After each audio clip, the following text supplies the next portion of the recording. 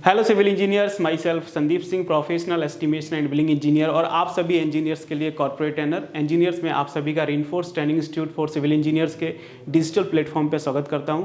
और आज मैं आपके साथ डिस्कस करूंगा कि how to do the estimation कैसे किया जाता है। यदि मैं आपको कोई प्रोजेक्ट दूं, कोई बिल्डिंग का प्रोजेक्ट है, कोई रोड का है या फिर कोई ब्रिज का प्रोजेक्ट है, मैं आपको कोई एक प्रोजेक्ट दूं और उसका बोलूं कि आपको एस्टिमेशन करके देना है, तो आप एस्टिमेशन कैसे करेंगे, एस्टिमेशन करने का क्या प्रोसीजर होता है, वो मैं आज आपके साथ डिस्कस करूंगा, how to do the estimation. तो चलिए फिर हम स्टार्ट करते हैं कि एस्टिमेशन कैसे किया जाता है। यहाँ पे हम जो बात करेंगे अप्रॉक्सीमेट एस्टिमेशन की बात नहीं करने वाले हैं। मैंने आपको लास्ट सेशन बताया था कि आपका दो टाइप का एस्टिमेशन होता है, एक आपका अप्रॉक्सीमेट एस्टिमेशन होता है और एक आपका डिटेल एस्टिमेशन होता है। तो अप्रॉक्सीमेट एस्टिमेशन तो आपका कोई भी कर सकता है। आज हम जो बात करने वाले हैं वो किसकी बात करने वाले हैं, डिटेल्ड एस्टिमेशन की, कि आपका डिटेल एस्टिमेशन किस तरह से किया जाता है। तो चलिए फिर हम स्टार्ट करते हैं। यहाँ पे हम देखेंगे एस्टिमेशन को दो पार्ट में डिवाइड कर रहे हैं। यहाँ पर आपका एस्टिमेशन को हम दो पार्ट में डिवाइड कर रहे हैं। पहला पार्ट क्या है आपका क्वांटिटी सर्वेइंग और दूसरा पार्ट क्या है आपका कॉस्टिंग। मीन्स आपका क्वांटिटी सर्वेइंग और कॉस्टिंग का जो कॉम्बिनेशन होता है उसको ही हम क्या बोलते हैं, एस्टिमेशन बोलते हैं। क्वांटिटी सर्वेइंग और कॉस्टिंग का जो कॉम्बिनेशन है उसको हम क्या बोल रहे हैं, एस्टिमेशन बोल रहे हैं। यदि आप सिर्फ क्वांटिटी सर्वेइंग करते हैं तो भी आप एस्टिमेशन नहीं निकाल पाएंगे। यदि आपको सिर्फ कॉस्टिंग आता है तो भी आप एस्टिमेशन नहीं निकाल पाएंगे। ऐसा मैं क्यों बोल रहा हूँ वो अभी आपको आगे समझ में आएगा। तो सबसे पहले हम बात करते हैं कि क्वांटिटी सर्वेइंग की।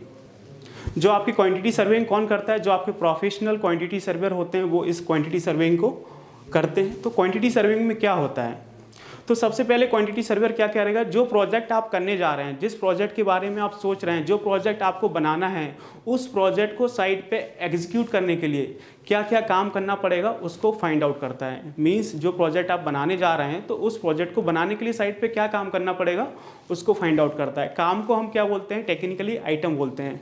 तो सबसे पहले क्वांटिटी सर्वेयर क्या करेगा, find out all the possible items. Means जो भी प्रोजेक्ट बना रहे हैं तो उसको साइट पे एग्जीक्यूट करने के लिए क्या काम करना पड़ेगा या फिर क्या आइटम साइट पे परफॉर्म करने पड़ेंगे उसको वो फाइंड आउट करता है। अब आइटम क्या होते हैं, जैसे आपका साइट क्लीनिंग हो गया, आपका अर्थवर्क एक्सकवेशन हो गया, आपका पीसीसी हो गया, आपका आरसीसी हो गया, आपका ब्रिक वर्क है, आपका ब्लॉक वर्क है, प्लास्टर है, पेंटिंग है, फ्लोरिंग है, शटरिंग है, स्टील है। ये सब क्या होते हैं, आपके आइटम्स होते हैं जो कि क्वांटिटी सर्वेयर फाइंड आउट करता है। अब क्वांटिटी सर्वेयर ये आइटम्स को कैसे फाइंड आउट करेगा, तो इसके लिए आपकी ड्राइंग्स बनती हैं। कोई भी प्रोजेक्ट आता है तो सबसे पहले उसकी ड्राइंग्स प्रिपेयर होती हैं। आपका जो आर्किटेक्चर इंजीनियर है वो आर्किटेक्चर ड्राइंग्स प्रिपेयर करेगा, आपके जो एमईपी के इंजीनियर्स हैं वो एमईपी की ड्राइंग्स प्रिपेयर करेंगे, मैकेनिकल, इलेक्ट्रिकल और प्लम्बिंग।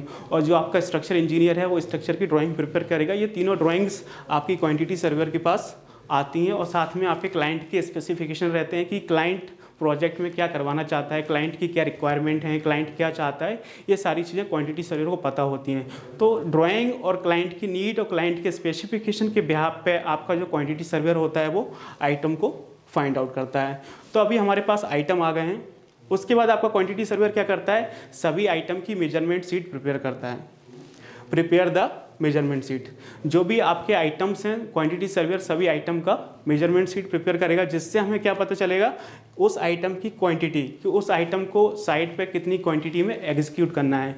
मींस सबसे पहले क्वांटिटी सर्वेयर आपका आइटम को फाइंड आउट कर रहा है कि हमें साइट पे क्या काम करना है उसको फाइंड आउट करना, फिर साइट पे उस काम को कितनी क्वांटिटी में करना है वो आपका क्वांटिटी सर्वेयर मेजरमेंट शीट के थ्रू फाइंड आउट करता है। कि साइट पे आपका जो साइट क्लीनिंग है वो कितने मीटर स्क्वायर होगा, साइट पे आपका एक्सकवेशन है तो वो कितने मीटर क्यूब होगा, साइट पे आपकी पीसीसी है कितने मीटर क्यूब होगी, साइट पे अगर आपका स्टील रीइंफोर्समेंट हो रहा है तो कितने मीट्रिक टन होगा, यदि साइट पे आप शटरिंग, आपका साइट पे अगर आप शटरिंग कर रहे हैं तो कितने मीटर स्क्वायर शटरिंग होगा। ये सारी चीज़ें आपको हमें मेजरमेंट शीट से पता चल जाती हैं।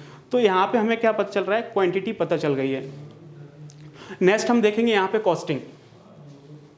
कॉस्टिंग में क्या होता है, जो आपके कॉस्टिंग इंजीनियर होते हैं वो आपकी कॉस्टिंग करते हैं। तो कॉस्टिंग हम किसकी करते हैं, जितने भी हमारे पॉसिबल आइटम्स हैं, जो भी हमारे आइटम्स हैं सभी की आपकी कॉस्टिंग होगी।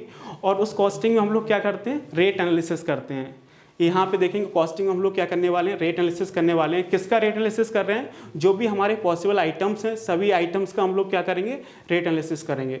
अब रेट एनालिसिस क्या होता है, rate analysis just a procedure to find out the unit rate of a particular item, means जो भी आपका आइटम है उसको साइट पे परफॉर्म करने में कितना पैसा लगेगा, वो हम किस में करते हैं, रेट एनालिसिस में करते हैं।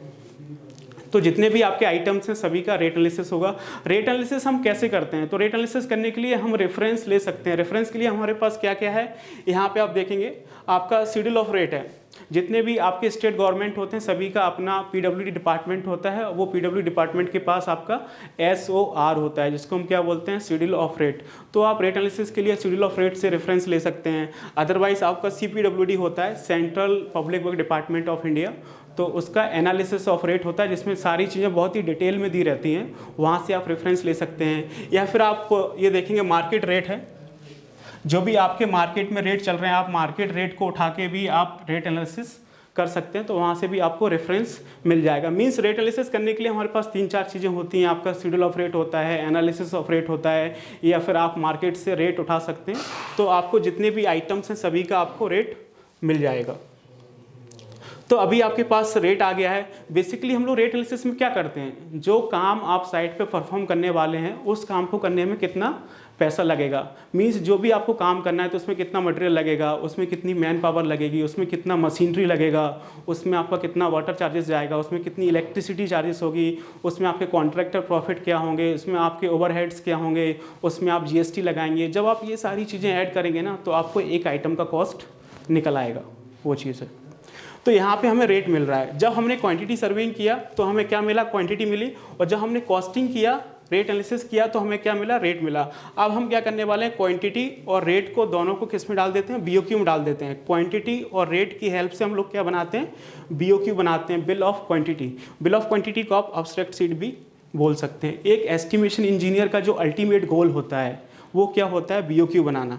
जब तक आप BOQ नहीं बनाएंगे आप एस्टिमेशन नहीं कर सकते, ना ही आप एस्टिमेटेड कॉस्ट निकाल सकते हैं। तो हमारे पास क्वांटिटी आ गई है, हमारे पास रेट्स आ गए, इसको हम किस में डालेंगे, BOQ में डालेंगे। तो पहले आप ये समझिए कि BOQ होता क्या है। ये BOQ आपका बहुत ही इंपॉर्टेंट डॉक्यूमेंट होता है जिसमें सारा आइटम मेंशन होता है, या फिर आप बोलें कि सारा काम मेंशन होता है। एक क्लाइंट कॉन्ट्रैक्टर से कंस्ट्रक्शन साइट पे क्या कराना चाहता है, उस काम का क्या स्पेसिफिकेशन होगा, उस काम का क्या क्वांटिटी होगा, उस काम का क्या रेट होगा, ये सारी चीज़ें BOQ में लिखी रहती हैं। तो आप ये देखेंगे BOQ कुछ इस तरह से होता है।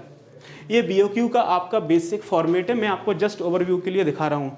यहाँ पे आपको सीरियल नंबर दिया रहेगा, या फिर आपका जो भी शेड्यूल ऑफ रेट है, जो भी आपका एनालिसिस ऑफ रेट है, उसका यहाँ पे आपका स्टैंडर्ड जो नंबर है वो आ जाएगा। और यहाँ पे आपको आइटम की डिस्क्रिप्शन दिए रहे हैं, ये आपको यूनिट है, यहाँ पे आपका क्वांटिटी आएगा, यहाँ पे आपके रेट्स आएंगे, और यहाँ पे आपका ये अमाउंट आ जाएगा। तो ये मैं आपको यहाँ पे एक जस्ट ओवरव्यू दे रहा हूँ कि आपका जो BOQ होता है वो कैसा दिखता है। अब इसमें चीज़ें कैसे इनपुट करनी है वो देखिए। यहाँ पे हमने आइटम्स को फाइंड आउट किया है, क्वांटिटी सर्वे ने क्या किया, find out all the possible items. तो यहाँ से हम आइटम्स को उठा के यहाँ पे डाल देंगे। यहाँ पे अभी सभी आपके आइटम्स आ जाएंगे। जो भी आप एक प्रोजेक्ट को जो बनाने जा रहे हैं, उस प्रोजेक्ट को बनाने में आपको जो भी आइटम करना पड़ेगा, जो भी आपको काम करना पड़ेगा, उस काम को आप यहाँ पे डालेंगे। उसके बाद उस काम की जो यूनिट है उसकी वो आपकी यहाँ पे आ जाएगी। जैसे आपका PCC है वो मीटर क्यूब में आएगा, आपका जो अर्थवर्क एक्सकवेशन है वो मीटर क्यूब में आएगा, आपकी साइट क्लीनिंग है वो मीटर स्क्वायर में आ जाएगी, या फिर आपका जो RCC है वो भी आपकी मीटर क्यूब में आ जाएगी। तो यहाँ पे आपकी यूनिट आ जाएगी और यहाँ पे आपका आइटम डिस्क्रिप्शन आ जाएगा। उसके बाद ये हमने मेजरमेंट शीट बनाई है। आपका क्वांटिटी सर्वेयर क्या कर रहा है, जितने भी आपके पॉसिबल आइटम्स हैं सभी की मेजरमेंट शीट बना रहा है। तो उस मेजरमेंट शीट से हमें जो क्वांटिटी पता चलती है वो हम यहाँ पे डालेंगे। पर्टिकुलर आइटम की यहाँ पे आपको पर्टिकुलर क्वांटिटी आ जाएगी। उसके बाद ये देखेंगे यहाँ पे हम लोग क्या कर रहे हैं, रेट एनालिसिस कर रहे हैं। तो जितने भी पॉसिबल आइटम्स हैं सभी का क्या हो रहा है, रेट एनालिसिस हो रहा है। तो उसके थ्रू जो भी आपका रेट निकल के आएगा आइटम का, तो वो रेट हम यहाँ पे डाल देंगे। तो यहाँ पे आपके सभी रेट्स आ जाएंगे। जब आपके पास आइटम है, उसकी यूनिट है, और उस आइटम की क्वांटिटी है, और उस आइटम के रेट हैं, क्वांटिटी और रेट को आप मल्टीप्लाई करेंगे तो आपका क्या आएगा, यहाँ पे अमाउंट आ जाएगा। एक बार आप फिर से देखिए आप लोग, जब हम लोग क्वांटिटी है और रेट है, क्वांटिटी और रेट दोनों को मल्टीप्लाई करेंगे तो यहाँ पे क्या आएगा, आपका अमाउंट आएगा। इसी तरह से जितने भी आपके आइटम्स हैं सभी का यूनिट आएगा यहाँ पे, सभी की क्वांटिटी आएगी, सभी के रेट आएंगे और सभी आइटम की क्वांटिटी और रेट को मल्टीप्लाई करेंगे तो यहाँ पे सभी आइटम्स का अमाउंट आ जाएगा। और जब हम सभी आइटम के अमाउंट को ऐड करेंगे तो यहाँ पे आपका एक टोटल अमाउंट निकल के आएगा नीचे। इसी टोटल अमाउंट को हम लोग क्या बोलते हैं, एस्टिमेटेड अमाउंट बोलते हैं कि जो आप प्रोजेक्ट बनाने जा रहे हैं उस प्रोजेक्ट में कितना पैसा लगेगा, वही क्या होता है आपका एस्टिमेटेड अमाउंट होता है, जो कि मैंने यहाँ पे लिखा हुआ है। ये देखेंगे जब आपने BOQ किया है तो उसके बाद आपका क्या आया है, एस्टिमेटेड अमाउंट आया है। इसी अमाउंट के थ्रू हमें पता चलेगा कि जो हम प्रोजेक्ट बनाने जा रहे हैं उस प्रोजेक्ट को बनाने में कितना पैसा लगेगा। यदि वही आप एस्टिमेशन क्लाइंट के लिए कर रहे हैं, यदि आप वही एस्टिमेशन क्लाइंट के लिए कर रहे हैं तो उसको हम क्या बोलते हैं, टेंडर वैल्यू बोलते हैं। यदि आप वही एस्टिमेशन कॉन्ट्रैक्टर के लिए कर रहे हैं तो वही आपका क्या हो जाएगा, बिड वैल्यू हो जाएगा। सेम प्रोसेस है एस्टिमेशन का, यदि आप ये किसी क्लाइंट के लिए करते हैं तो उसको हम क्या बोलेंगे, टेंडर वैल्यू बोलेंगे। सेम एस्टिमेशन यदि आप किसी कॉन्ट्रैक्टर के लिए करते हैं तो उसको हम क्या बोलेंगे, बिड वैल्यू बोलेंगे। तो मैंने आपको इस तरह से एक प्रोसीजर बताया कि एस्टिमेशन कैसे होता है। तो एस्टिमेशन को 2 पार्ट में डिवाइड किया गया था, क्वांटिटी सर्विंग और कॉस्टिंग, जिसका कॉम्बिनेशन होता है उसी को हम एस्टिमेशन बोलते हैं। यदि आपके पास खाली क्वांटिटी है तो भी आप एस्टिमेशन नहीं कर सकते हैं, यदि आपके पास खाली रेट है तो भी आप एस्टिमेशन नहीं कर सकते हैं। हमें एस्टिमेशन करने के लिए दोनों चीज़ें चाहिए, क्वांटिटी भी चाहिए, रेट भी चाहिए, तभी जाके आपका एस्टिमेशन हो पाएगा। आई होप कि आपको समझ में आया हो कि एस्टिमेशन कैसे किया जाता है, एस्टिमेशन करने का क्या प्रोसीजर होता है, वो मैंने बहुत ही डिटेल में डिस्कस किया है इस वीडियो में। यदि आपको ये वीडियो अच्छा लगा हो तो प्लीज़ आप इसे लाइक करिए, क्या करिए, लाइक करिए और अपने फ्रेंड्स के साथ और अपने फेलो सिविल इंजीनियर्स के साथ इसको शेयर करिए। और आप इसी तरह से एज पर नीड और as per demand of construction industry quality content देखना चाहते हैं तो प्लीज़ हमारे चैनल को सब्सक्राइब करिए, तो आपको इसी तरह से क्वालिटी कंटेंट मिलता रहेगा। Okay, thank you so much and see you in next video.